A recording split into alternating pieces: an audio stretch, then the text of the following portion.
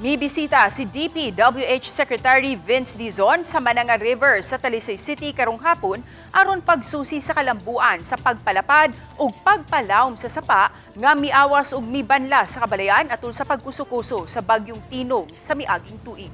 Niyang report ni Fem Marie Dumabo. Ana namatod pa sa 50% nga nahuman ang pagpalapad ug pagpalawom sa Mananga River sa dakbayan sa Talisay. Ug gani gilantawan nila nga mahuman kini sa dili pa ang gitarget nga karong June nga mo'y gitan-aw nga sugod na sa rainy season. Kini ang gitug-an ni DPWH Secretary Vince Dizon atol sa ikatulong pagbisita niya.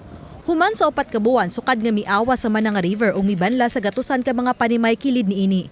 Gikan sa 8 ka mga barangay nga giagian sa maong sapa atol sa pagkusukuso sa bagyong Tino niadtong November 4 sa niaging tuig. Ang pagpalapad sa sapa unang gisugdan sa Talisay City LGU pinaagi sa pag-abang og heavy equipment ug gitabangan na sa DPWH. Giubanan si Dizon nila ni Cebu Governor Pambari 4, Talisay City Mayor Samsam Gulias, DPWH 7 Director Simon Arias o District Engineer. We have to take advantage ngayong summer na matapos lahat to, and ngayon I have the assurance of our regional director, through the help of Gov and Mayor Samsam, na matatapos tayo before June. Pero ginagawa din natin to sa Butuanon and sa Kotkot. So nandito tayo ngayon to make sure na matapos talaga tayo before the rainy season.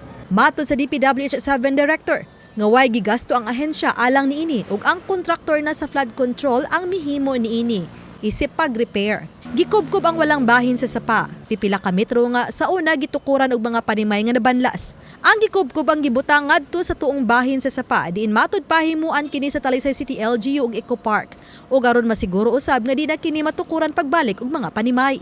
Water overflowed here, of course. Then what we're trying to do is, first of all, nagtulungan yung LGU and of course the national government to do something here, maybe a park and a bike lane all the way there. Samtang gipaybawo sab ni Dizon nga giaprobahan na ni Presidente Bongbong Marcos ang 4 billion pesos nga pondo alang sa reconstruction sa tanang naguba nga government infrastructure. Sugod pa lang nitong magnitude 6.9 nga linog hangtod na sa kadaot atol sa pag-igo sa bagyong Tino sa diaging tuig. Naglangkob na niini ang pagpaayo sa mga daan, taytayan ug school buildings, pagpaayo sa flood control and drainage system ug feasibility study sa Mananga River Basin.